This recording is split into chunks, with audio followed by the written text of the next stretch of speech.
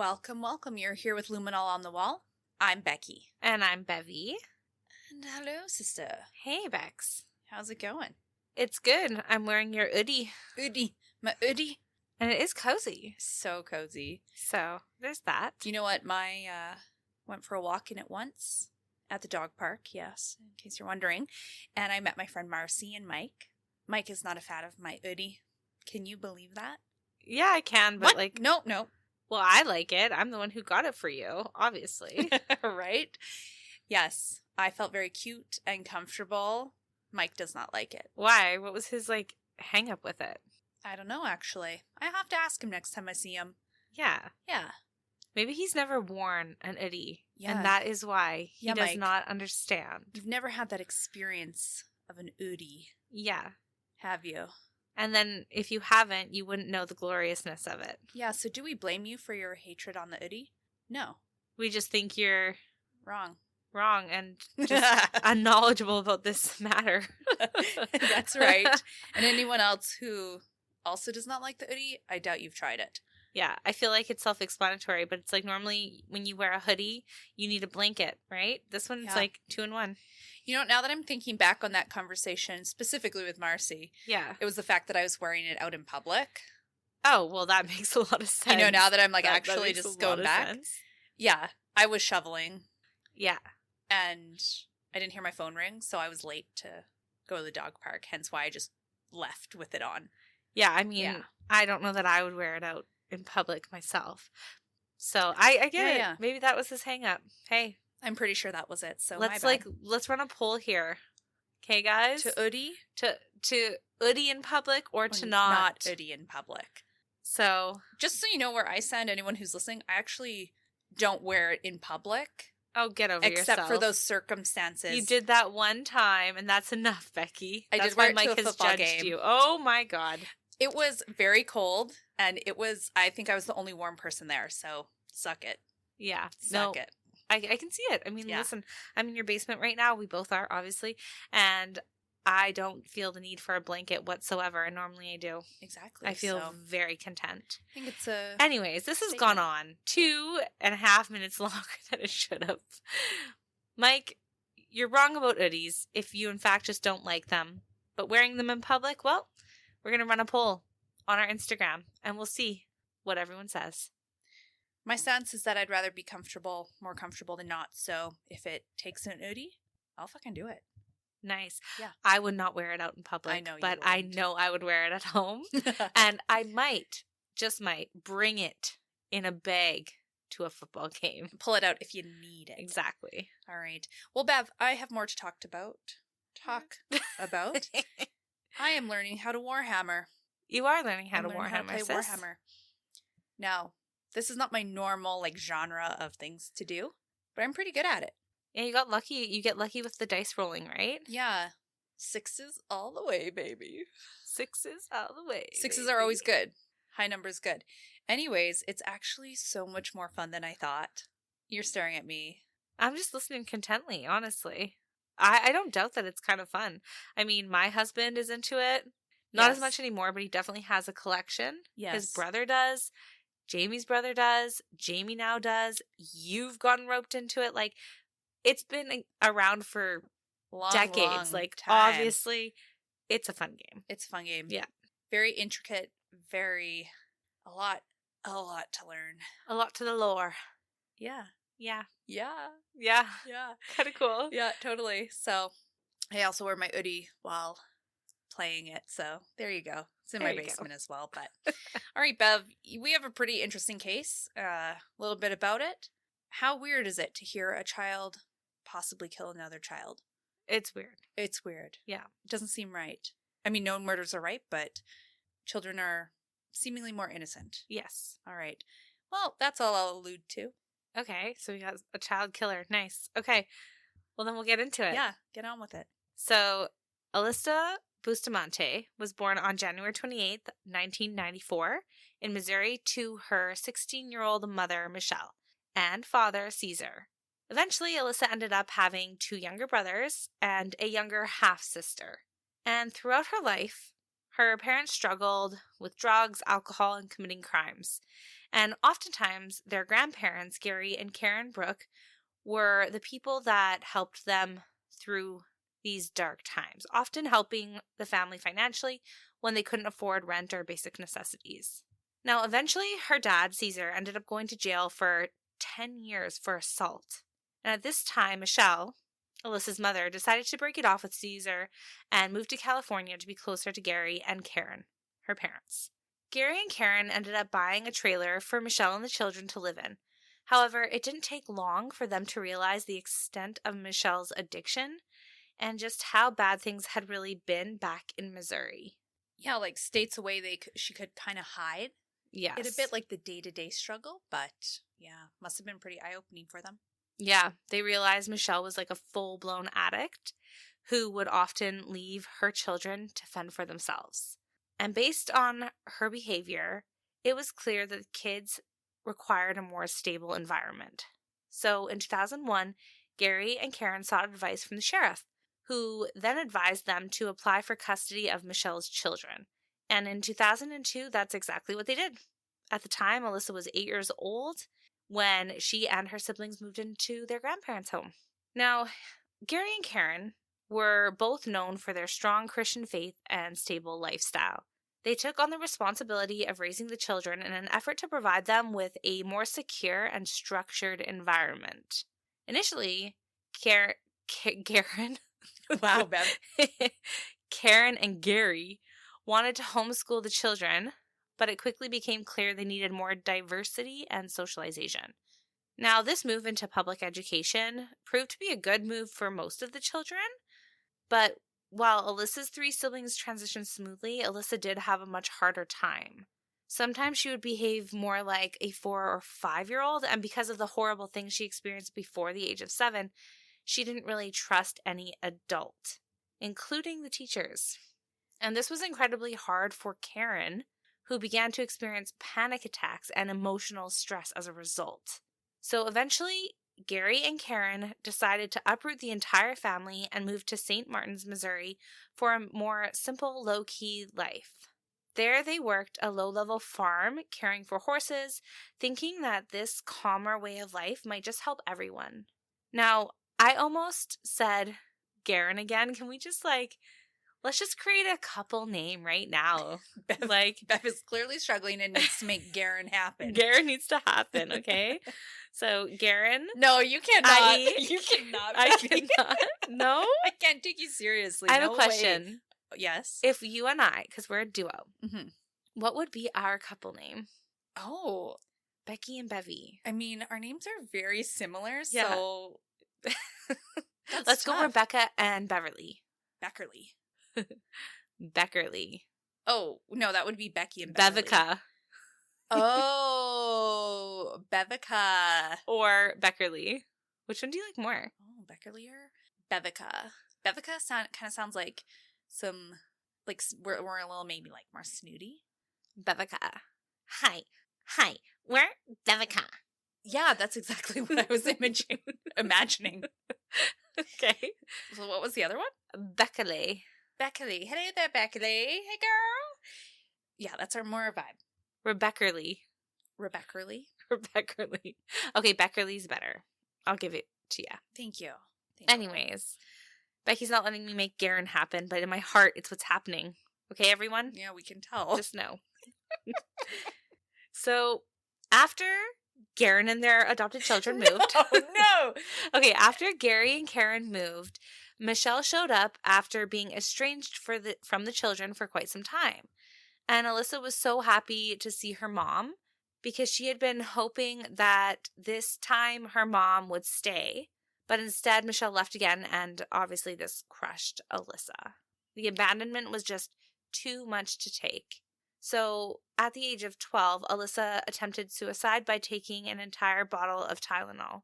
Fortunately, paramedics arrived in time and administered counteracting drugs that did save her organs. Right. Bev, I have to say, I don't know everything, to be honest, of what Alyssa went through as, a young child and what she saw, but I know that she, because she's quite a bit older than her siblings, experienced it, really went through it. And she has a lot more trauma, But could you imagine all you want is your mom, and you can't have that. That must have just like crushed her. I just like feel really sad for her. I do too. Yeah. I mean, yeah, I don't know. I always feel like your parents are your safest space. Or should be. Right? Mm-hmm. And that is the person you have the closest bond with. Like, it's who you're made from, right? And it just, there's some level of, I don't know, comfort and familiarity and like level of love that's just different than anyone else on the planet. Oh, for sure. And so when you don't have that, even though it's like in front of you, like it seems like it's within grasp, but like your mom just can't and your dad just can't get their shit together. Yeah. Like they definitely have their own struggles. Make it happen for you. So, and like I feel for anyone addicted to drugs as well. Like I really do. But it's a tough sitch. When you think of kids, it's just not, I don't know, just pulls at your heartstrings a little bit more. We remember being kids. We require, my God, get your shit together, Beverly. But yeah, you require so much love when you're so like tender and like sensitive and like the world is so new. You need guidance and that support. Like, thank God for Garen. But anyways. Wow. But no, thank God for them. Yes, for them. Karen and Gary. God bless them. But it's just nothing replaces your mom, right? Yeah, nothing. So it's pretty sad, right? Yeah. She's in the situation. And as you described, she's obviously going through some shit. Yeah. And after her mom ends up leaving again and she tries to commit suicide, Alyssa begins working with counselors and ended up being put on Prozac, which we know is an antidepressant, right? Her mood would go up and down, and eventually she would be diagnosed with bipolar disorder. And around this time, Alyssa also started self-harming. She had nearly 100 cuts on each arm and carved the words pain and hate into her skin. And this roller coaster just went on for years. Ugh, when you really hear about all of that, you really just see the sadness in her life, right? And what's going on as a result. So I definitely, like you said, feel for her. Yeah. Now we're going to fast forward a couple of years to 2009. And the family is still living in St. Martin's, Missouri. Karen and Gary have made significant headway with the 4 children, but Alyssa, who is now 15 years old, still seems to be struggling despite some improvements. Then came October 21st, 2009. So this particular evening, Karen received a call from her very concerned neighbor, Patricia, and she was wondering if Karen had seen her daughter, Elizabeth. Earlier in the day, she said Elizabeth had gone to play with the youngest of her granddaughters, named Emma, but she had not returned home yet. Now, typically, Elizabeth was to be home in time for dinner. However, on this night, Patricia realized as she was setting the table that Elizabeth wasn't there. Karen told Patricia that herself and Alyssa were at the church, but would keep an eye out. And on top of calling Karen, Patricia also contacted the local sheriff, who began searching for Elizabeth right away. At the time, Elizabeth Olten was only 9 years old. Now, Elizabeth, she was a sweet, shy girl who loved cats. My type of girl already. She also loved the color pink, oh my gosh, and all things girly. And she was adored by everyone. Now, I can relate to almost all of that, except for the, being adored by everyone. I don't know if I'm everyone's cup of tea. Oh, sweet. Even shy. Okay, I love cats and I love pink. And most things girly. There we go. That's it. There you go. You are adored by most. Thanks, Beck. Most. Thank you. You're welcome. Now, when the officers learned that Elizabeth had been out with Emma, they asked Karen to bring in Emma that evening so they could speak with her. Emma explained that she had gone to Elizabeth's home, knocked on the door, and then the two went out to play. She said that they had stayed close, playing near Gary and Karen's place in the yard and on the road. And when it started getting dark, Emma left to go home, and that was the last she saw of her. So it sounds like she was on her way home. That reminds me of when we were young. It's like as soon as the street lights come on, you can get your ass home. That's right. That's what it starts getting dark. Yeah. Dinner time. Home. Get your ass home. Yeah. Okay, so later this evening, Gary, who we know is Alyssa's grandfather, gets a call from Patricia asking if anyone there knew where Elizabeth was. And as far as he knew, no one outside of Emma had seen her, or so he thought. But When he asked Alyssa if she did, she shrugged it off and said, well, yeah, she was there in the woods, but then she left and went home. Or at least that's where she thought she was heading. So now we have Alyssa being the last known person to see Elizabeth. But she was on her way home, so something must have happened in that short distance. So after the police's conversation with Emma, the sheriff decided to go over to speak with Gary and the kids and look around the property. But outside of Alyssa and Emma, no one had actually even seen Elizabeth. Now, St. Martin's, where they lived, it was a small town with just over 1,000 residents, and it was easily mobilized by the sheriff, or the sheriff department. I shouldn't say the one sheriff, that's a little bit. I, the sheriff, will mobilize this whole town of 1,000 residents all rather by quickly. myself. Yes. I am Marshall's law. Jeez Louise. Sorry. So they do end up searching the town rather quickly. And despite the weather being less than ideal, hundreds of people came out to help search for Elizabeth. And police feared the worst. Either she had gotten lost in the woods and was now exposed to the dropping temperatures, or worse, she had been taken. And if she had been taken, they believed it was likely by someone she knew. Being a small town, that would make sense. Yes. Now, Bev, before you carry on, when they say small town, it's a small town. It's 1,000 residents. Yeah. And like, right? tiny. Like, so, and even to get hundreds of people out, it's like, I mean, I don't know exactly how many hundreds, but, 300, that's 30%. That's a huge amount. Yeah, absolutely. Wow. So after this whole thing and a child is missing, like, other children in the area were advised to be very cautious. Yeah. Because we don't know who's out there, right? We don't want no kid snatchers. That's right. So by lunchtime the following day, Elizabeth is still missing. And detectives tried to track her cell phone, which was pinging somewhere in the 60 acres of forest near her own home, but they could not pinpoint the exact location. So they searched diligently. But before they could find the exact location, Elizabeth's phone battery died and the signal was lost. Oh my God. So their next step was to review Elizabeth's phone history. And around the time Emma said Elizabeth was heading home from playing with her, she got a phone call from Alyssa.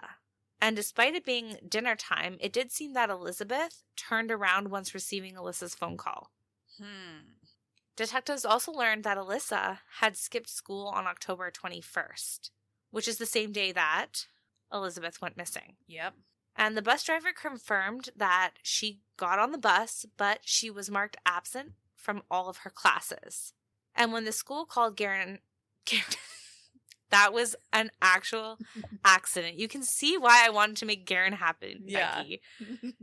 Anyways, the school had called Karen and Gary, and they went up to see if they could find her, but she was missing in action. So what had Alyssa been doing during that time? Right? Now, what's interesting is despite her not being at school, she actually returned home on the school bus. So this all started to seem a little odd. Yeah. With regards to Alyssa. So detectives searched the house and focused on Alyssa's room. And they end up finding and taking Alyssa's diary as evidence. They also found muddy and bloody clothing, as well as a knife from the kitchen in her room. There was a huge, suspicious handwritten entry scratched out from October 21st when they looked through her diary, Becky. And on top of that, they also examined Alyssa's social media and found some disturbing content. She had created what they called a bad girl persona online, complete with emo hair, dark makeup, and pictures of herself smearing red lipstick around her mouth to mimic blood. You know what's funny, Bev? When you were younger, I feel like you had a very similar haircut to her. Me and a lot of girls, okay? Yeah, was like every other girl. Black hair, blonde, streak in the bangs. Is that the era or what era, Becky? Yeah, just not so much the blonde streak, but where everything's just like literally like combed right over the forehead. Yeah. And like short on top, long on the bottom, Yeah. Real emo. Yeah. I mean, I don't think I didn't ever get to like that extent of like the layering, the shorter on the top, but like I liked it. I digged it. Yeah. No, but it looked quite like your hair. Yeah, I did have the swooping bangs. Yes, you did. So on top of this bad girl persona, on her YouTube profile, her hobbies were listed as killing people and cutting. One video showed Alyssa encouraging her younger brothers to touch an electric fence. She even shocked herself first to show that it wasn't that bad, adding a note to the video that read, "This is where it gets good. We get to see my brothers get hurt," with like a sticky outy face. Oh my God. I watched the video. Thoughts? Her poor brothers. They, like, you can tell they're, like, kind of, like, they're guided there with their older sister. They're all laughing and joking, but they're, like, I think they can sense, like, I don't think this is a good idea. Yeah. And she's like, no, come on, it's going to be fine. Like, no big deal. And then the one brother, it was kind of funny, but, like, it overall is not, especially within this context, is not funny. But the younger brother just grabs it, like, pretty boldly and is like, on the ground, and he just is like, like so angry with her. Yeah. Because like, it really did hurt. Like, it's obviously. I mean, you should not be touching an electric fence. It's not safe. Like, and Especially she's just laughing. If you like grab on, you know how like sometimes it can like actually like make it so you get shocked and all your muscles tense up and you can't let go. Yeah. That's how people die. That is how people die. So it's like, yeah, it's like, she's just laughing. She's having a great time. Like, she was like, yeah, they did it. Well, yeah, she wanted to see her brothers get hurt. Yeah, exactly. So once all this information comes together, investigators called Alyssa in for questioning. She went in with her grandma Karen as well as a juvenile officer. And at first, it was more of a conversational tone about her life, what she liked to do, and what she had done that day. All pretty routine questions and conversations. And Alyssa explained she spent a lot of time in the woods walking and digging holes to clear her mind. She spoke about it as if it were a passion or hobby. I like to dig them holes. God damn. But it is a little bit eerie when you're like, she's like, I just like to spend my time in the wood and dig holes. Like, now we have a person missing and you like to dig holes in a secluded forest. And your hobbies include what, Bev? Killing people and cutting. Yeah, it's almost like we already know what happened to poor Elizabeth Becky. But either way, she continues on telling the investigators that after she got home from school, she had gone for a walk in the woods, but eventually came back home so she could go to church. Right, like most kids do. Yes. Yeah. Investigators start being a bit more specific with her and ask Alyssa when she had last seen Elizabeth. What were you doing? How long was she with you? Those kinds of things. She told them the same thing she had told her grandpa. But then they shifted the tone and said, I know you did this because you wanted to do it. I know you wanted to know what it felt like. And that's when they brought up her diary entry, the one they'd managed to recover under the scratches. Mm-hmm. And guys, we're going to read it for you. So it said, I just fucking killed someone. I strangled them and slit their throat and stabbed them. Now they're dead. I don't know how to feel, ATM. It was amazing. As soon as you get over the, oh my God, I can't do this feeling, it's pretty enjoyable. I'm kind of nervous and shaking though right now. Okay, I gotta go to church now, LOL. I mean, come on. That's not a normal 15-year-old diary entry. No, but what's interesting is it does have like a 15-year-old's tonality. Like LOL. Yeah, like ATM at the moment kind of thing. Amazing. Yeah. Oh my God. Yeah. Yeah. So when Alyssa's confronted with this, she started to open up. And she said it was all an accident. That Elizabeth had fallen in the woods and banged her head.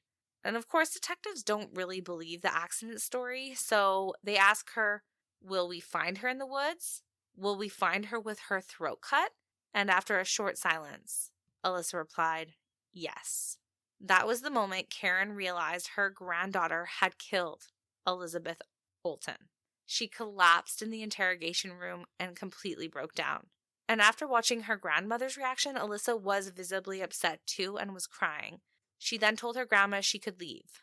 And that's when Karen stepped out. Now, Bev, through all the footage that I have watched of Alyssa, even like in her trial, when she like apologized to the courts and stuff like that, and the people,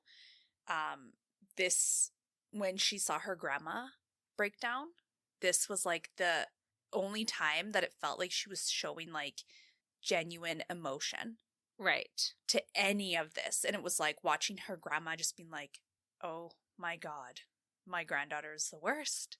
Well, I believe, at least I would assume, like, Alyssa loves her grandmother. Yeah. You know, so I think seeing your grandmother upset would elicit a different type of, like, emotional response. Yeah. Maybe not remorse or, like, empathy for what you've done, but maybe just out of, like, care for that person. Yeah, and like knowing that you've really disappointed them and who knows what else. But it kind is of emotion. really, really sad and really speaks to Alyssa's state of mind that that's the only time you really see this genuine emotion and reaction from her. Mm-hmm. Like, you killed someone, but that didn't do it for you. Mm-hmm. So, very interesting. But when we think back on her trauma and just, like, what she has gone through in her life, and, like, we know that she is kind of, like, her mental stability is... Fragile. Yeah, it's just sad to see that this is where it led her. Yeah. So, after Karen leaves, the interview actually continues with the detective and a juvenile officer present. And Alyssa told the investigator she had dug the holes 5 days before. Before she left home, she grabbed a kitchen knife and went out. Then, meeting up with Elizabeth, she just started attacking her. She strangled her, cut her throat, and then stabbed her a couple of times.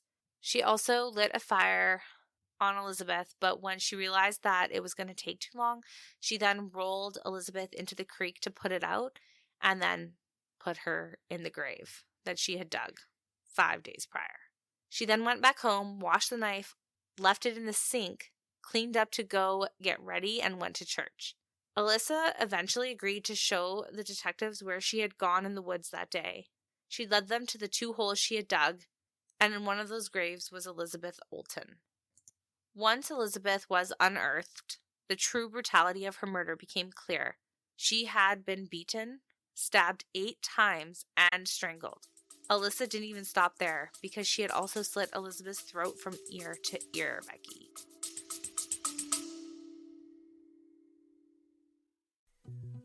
Hello, my name is Kristen Riguidel, and I'm a licensed insurance broker across Canada and in the United States. But I want to ask you a question. Is life super predictable? No, there's always going to be curveballs in life, but there's 2 things that I can guarantee you. 1, we're all going to have to pay taxes, and 2, we're all going to die. I know, it's morbid, right? But it's true. And that's where life insurance comes in. Life insurance is a selfless act. At the end of the day, it's meant for your loved ones in the event you were to pass away unexpectedly. And not that money can ever replace us, but I always liked the idea of leaving some money behind for my brothers, whether that be for their college education, or a down payment on a house, or even just time off of work to grieve. Because the last thing I would want for my family is to have to go to work and pay the bills while they're grieving. And so life insurance gives you the peace of mind that no matter when you pass away, your loved ones are taken care of. With flexible plans, affordable premiums, and coverage that fits your unique needs, I do the shopping around for you so that you can get the protection without the hassle. Because taking care of your future doesn't have to be complicated. If you'd like to discuss options, you can send me an email at krigidel15lrxc@wfgmail.ca or give me a phone call at 403-785-7670 to learn more and get a free quote today so you can live tomorrow with peace of mind.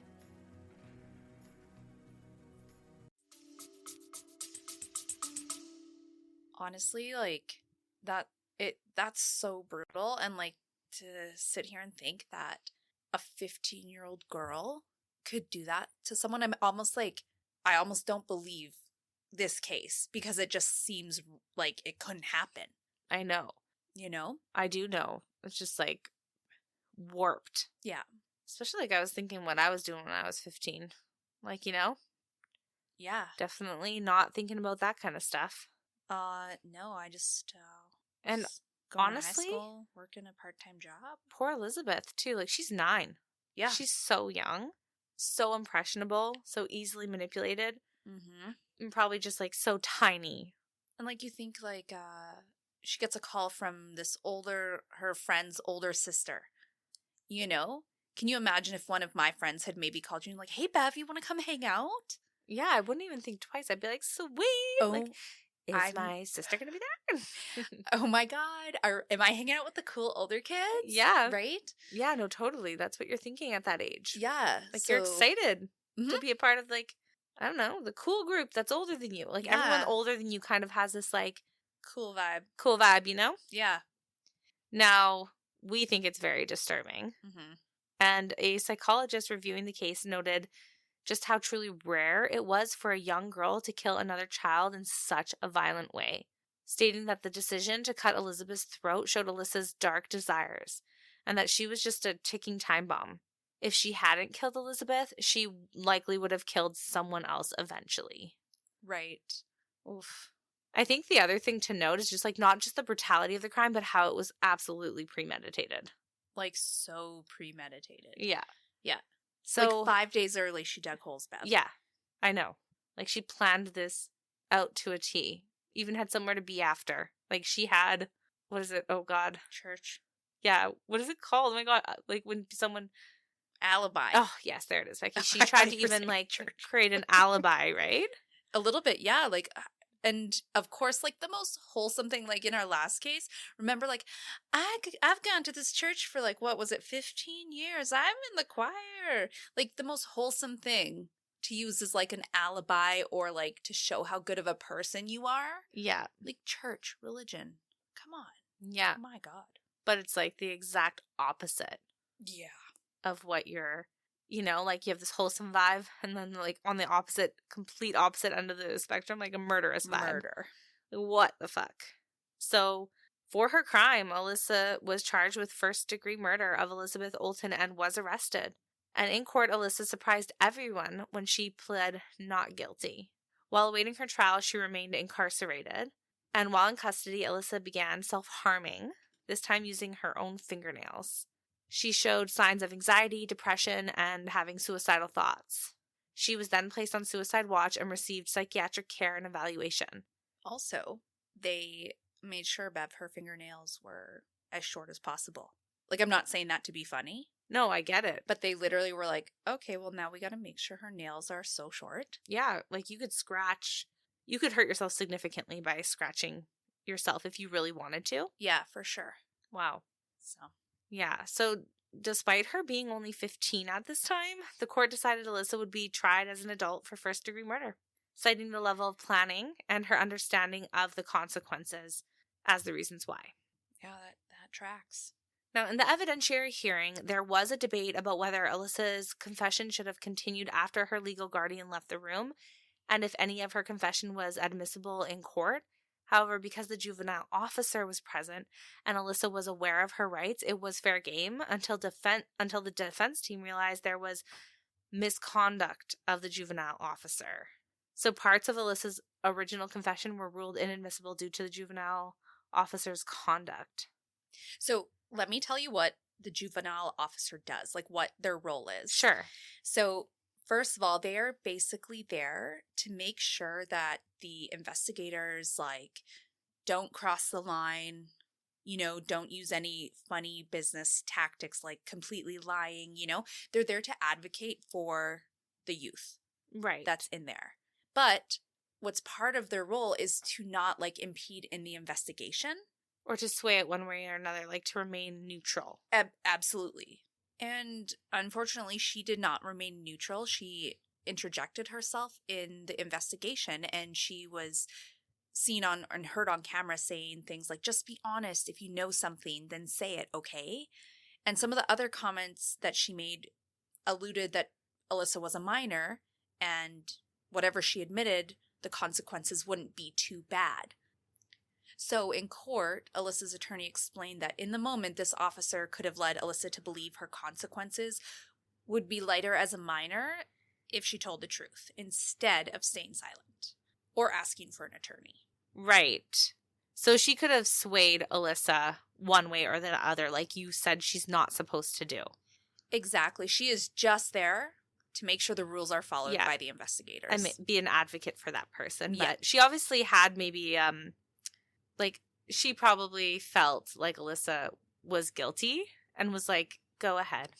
It's okay to say tell your the truth. thing, right? Yeah, exactly. So I can see that. Yeah. So the night before her trial was set to begin, Alyssa changed her plea, and she decided to plead guilty to second-degree murder. Then the question remains, was it to spare the families from a painful trial or to get a reduced sentence? Mm-hmm. Now, my personal opinion, which, you know, opinions are like assholes, we all have them, but my personal opinion is it was to get a reduced sentence, because based on what you have said and like the things you've watched about Alyssa, her level of remorse was pretty limited. So I'm not sure that would be the reason that she would plead guilty to second-degree murder. I do feel like her initial attempt was to plead not guilty to get a trial in general, and maybe she thought she could maybe manipulate the courts to thinking she was innocent. Mm-hmm. So it's just my opinion that she probably did it to get a reduced sentence. For sure. Because if she, went to trial, got convicted of first-degree murder, she is pretty much guaranteed life in prison. Yeah, exactly. Because she's so young, right? Yeah. So whereas second degree, she's like, I'm going to take a plea, get a better deal. Yeah. It just doesn't fit. It's like you brutally murdered this 9-year-old, Mm-hmm. and now you're all of a sudden going to give shit about her family? No, that doesn't make sense to me. Fair. So on January 30th, 2012, just a little over 2 years since Elizabeth had been brutally murdered, Alyssa formally entered her guilty plea with the condition of the plea bargain being that she had to tell the court exactly what happened on October 21st, 2009. So what she said happened was that she lured Elizabeth into the woods with a phone call. When they were more isolated, she beat her, stabbed her, strangled her, then slit her throat. And during her testimony, as you have alluded to, she remained calm the entire time. She did not show any emotion. And the whole courtroom was truly shocked by the level of brutality of this crime. And you know what? The reason why they were so shocked is because Elizabeth and Alyssa were both minors at the time. Mm-hmm. So there was only so much information given out. So when all these people actually started hearing these details, it was completely, they were shocked. They're they hadn't heard any of the details prior, not even little snippets of the investigation, because what you're trying to say is as minors, they're protected from their information or details of the case being told to the public, right? Exactly. And so they kept a lot close in. That's a weird way of saying it. But the information was kept close to only the courts. Right. So it's the first time they're hearing about such brutal things being done. Yeah, I watched a quick little news snippet Mm-hmm. of this moment, and they said there was a literal gasp in the courtroom. Was Yeah. Yeah, that's how shocked they were. Wow. An audible gasp. Audible gasp. Okay, so the other half of this is Alyssa's defense, who argued that her traumatic childhood and mental illness made it impossible to expect her to behave normally, that she was a victim of her circumstances and couldn't help how her mind worked. But the prosecution debunked that by presenting her diary entry. Now, I gotta say, I do have, as we said earlier in the podcast, I do have sympathy for Alyssa's traumatic childhood. I do have sympathy for her mental stability at the time, or what she went through and her traumatic experiences. I do. Yeah. But just because you go through something traumatic and things like that happen to you, you can't brutally murder somebody. Plain and simple. You just can't. I mean, I guess you can, but it doesn't give you the right or an excuse to do it. That's right. Yeah. And you're going to be held accountable. For sure. And because of that diary entry, Becky, it just became clear to everyone that Alyssa did this for the thrill. She really wanted to know what it felt like to kill someone. And ultimately, at the end of the trial, when they're trying to figure out what to sentence for Alyssa, she was asked to address the court with a prepared statement. And that read, "I know words can never be enough, and they can never adequately describe how horribly I feel about all of this. If I could give my life to get her back, I would. I'm sorry." Now, those words do seem touching, might even make you choke up a little bit. But the statement was read with virtually no emotion. Afterward, her grandparents walked out of the courtroom, and for the first time, Alyssa cried. Was it remorse, or just the crushing reality of losing her grandparents' support? Which, yeah, I mean, that's interesting because this also happened when her grandma broke down in the interrogation room, and it's they kind of turned her back on her. Not like, you know, completely like, I disown you or nothing like that. Well, I don't know actually, but didn't say it. But just the thought that that's what she was like maybe feeling, I think that's what really gets her. It's like everyone like kind of abandoning her, like her mom. Yeah, maybe. Yeah. Honestly, that's an interesting point to make. It could also just be like the fact that she loved her grandparents, right? Yeah. She had no ill will towards them. Yeah.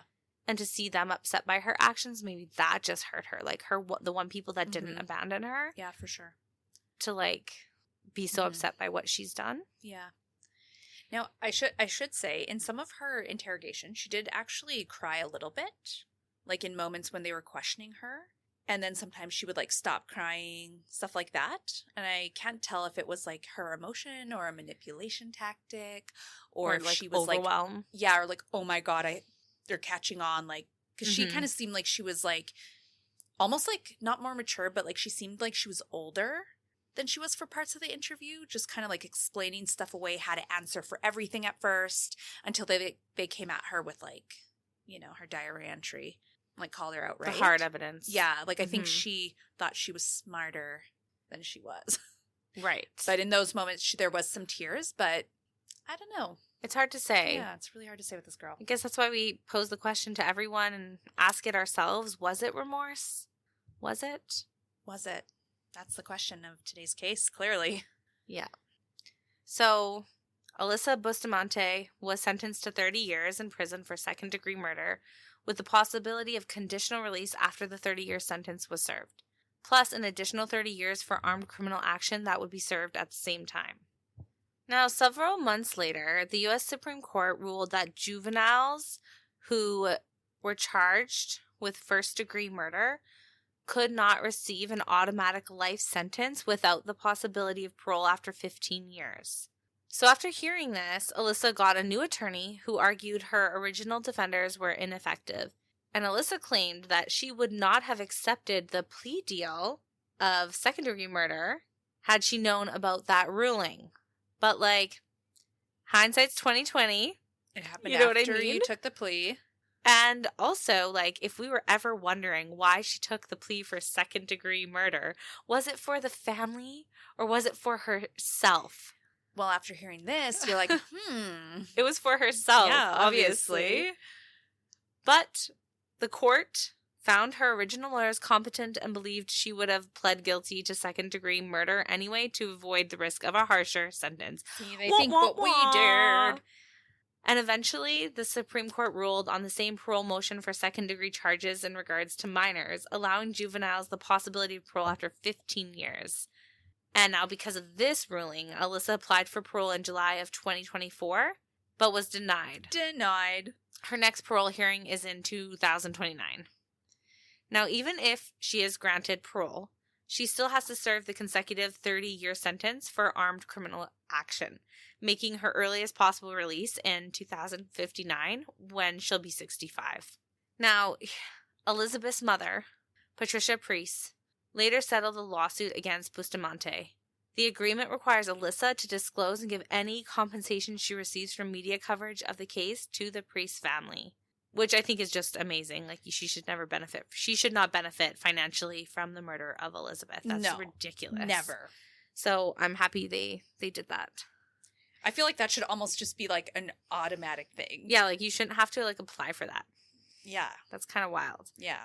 Now, to kind of finish up this case, Becky, it has been said that over the years, Alyssa was assessed by multiple mental health professionals, all of whom diagnosed her with major depressive disorder and borderline personality disorder. So she's got a lot going on. Yeah. And I'm almost happy that, you know, she still has to serve that 30-year sentence regardless of whether, you know, she can apply for parole after 15 years, because I truly do think, like, with everything going on, probably hasn't received the help that she really does require to, like, create more mental stability in her life and maybe address her dark desires. Mm-hmm. I think that she would be capable of doing this again. Oh, for sure. So, and if she could do something in such a brutal way at such a young age, imagine what she could potentially do as like an adult with a bit more awareness of like things in the world, just like what the police might look for, you know, just like with more knowledge, I guess is what I'm trying to say. Yeah. Yeah. So obviously I think she's in the right place. I hope she's getting the help that she needs. Yes. And I think this is just like a really good reminder that when adults hide your kids. Sorry. Yeah, I was thinking that earlier, but I thought it was a little too insensitive at that time, so I'm glad you found a spot to put that. But yes, be aware of where your children are. Hide your wife. I'm sorry. I'm sorry, guys. She couldn't help herself. I couldn't help myself. I feel like by this time we all know who Bev is. Yeah. And like, if she didn't say that, I think we'd just be disappointed that she wasn't her true self today. But what I was going to say was let this case kind of be a reminder of how we take care of our children in this world, whether they're our own or someone we know. Show them lots of love. Don't neglect them. And try not to let them experience these things because it can genuinely have a really negative effect on how the rest of their life is going to turn out. Yeah, how they perceive the world around them, right? Yeah. What they want out of life, what they desire, how they cope, like everything. You know, it just affects, it's so far-reaching. Yeah, for sure. So, I mean, I guess it's kind of good we're doing these cases like the last couple weeks, Bev, because like you're about to step into motherhood. Lord almighty. And like, here are some of the lessons I've learned for you. Okay. And in case you haven't caught on, let me be the light that guides you, I guess. Oh, Lord. Okay. As we just said, pay attention to how much love your children are getting. Don't neglect them. Okay, thank you. 2, don't kill their father or their mother.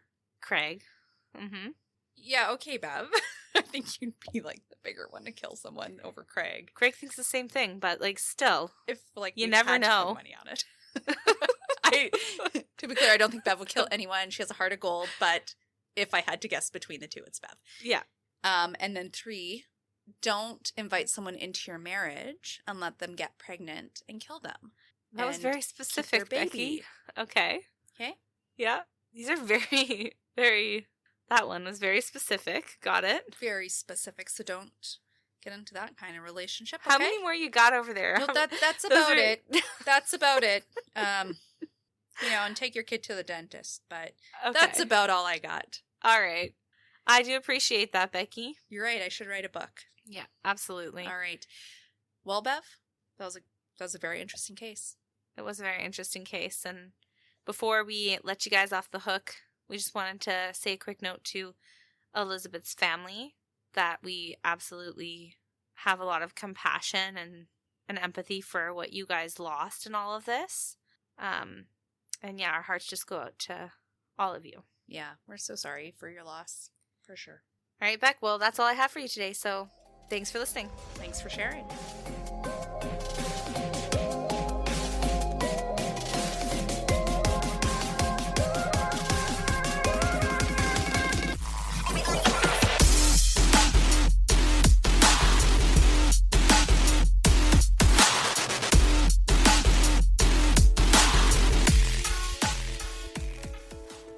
And just your weekly reminder to download our weekly episodes, follow us on Spotify or Apple Music or whatever streaming platform you listen to us on, and give us a follow on our social medias.